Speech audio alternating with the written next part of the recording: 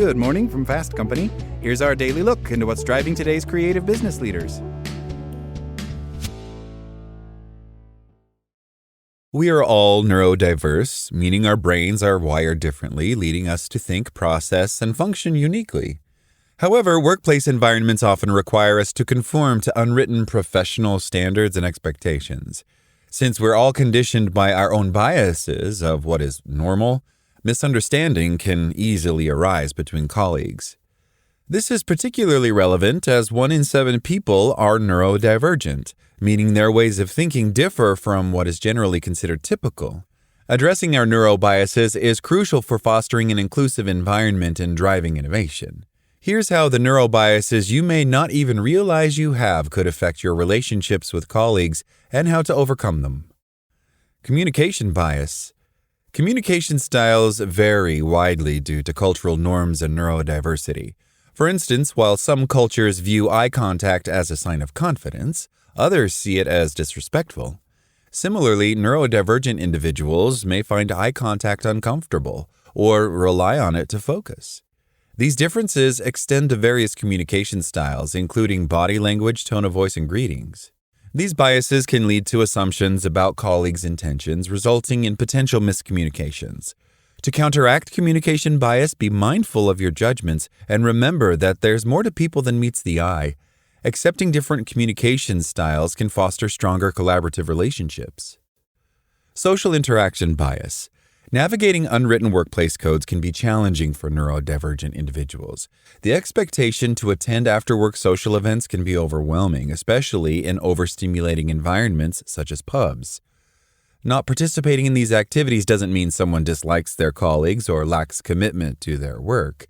This neurobias could also disadvantage individuals with external responsibilities, such as childcare or those who don't drink alcohol, leading to feelings of exclusion. Small talk can further complicate interactions. Some may not see its relevance, while others may interpret it literally. For instance, neurotypical individuals might expect brief answers to "how are you," but could be equally surprised by a curt "fine" or extremely detailed response. To combat social interaction bias, question your assumptions about social norms. Focus on listening rather than simply being heard, and acknowledge that different social preferences don't imply disinterest or disrespect. Cognitive and executive functioning bias. Neurobias often arises when colleagues approach tasks differently. For instance, someone with ADHD may struggle with organizational tasks that seem simple to others, leading to frustration and assumptions about their efforts.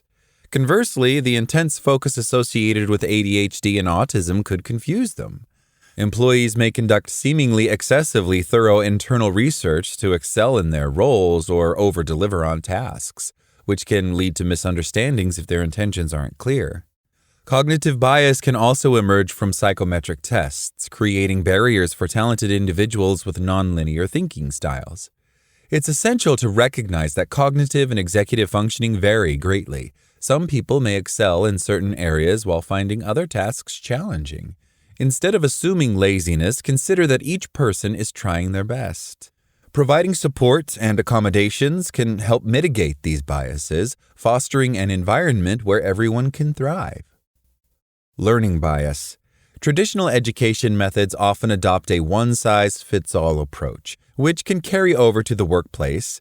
However, people have different learning styles. Some may need to move or fidget to concentrate, while others may prefer visual or auditory materials.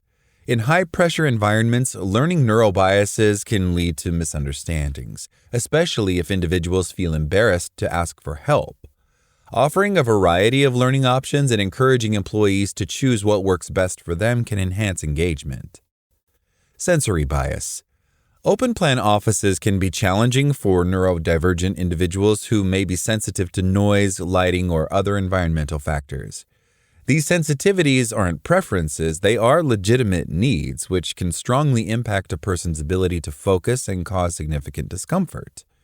To quash sensory bias, acknowledge that everyone's sensory experience is different, and provide flexibility in the work environment. Respect individuals' choices of where and how to work, such as noise-canceling headphones or working remotely. Emotional bias.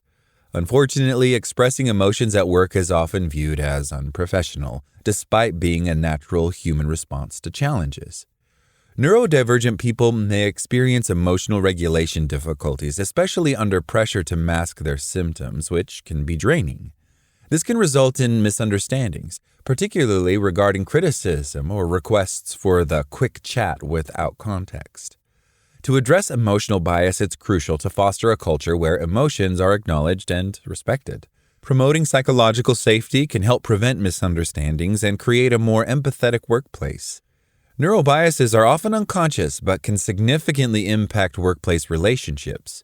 Creating neuro-affirming workplaces where everybody is accepted as they are, regardless of diagnosis or disclosure, benefits everyone. This begins with individual awareness of our biases, reminding ourselves that not everybody thinks like us, and that's perfectly okay. Our differences make us unique, fostering innovation, productivity, and connection. That's all today from Fast Company. Talk to you tomorrow.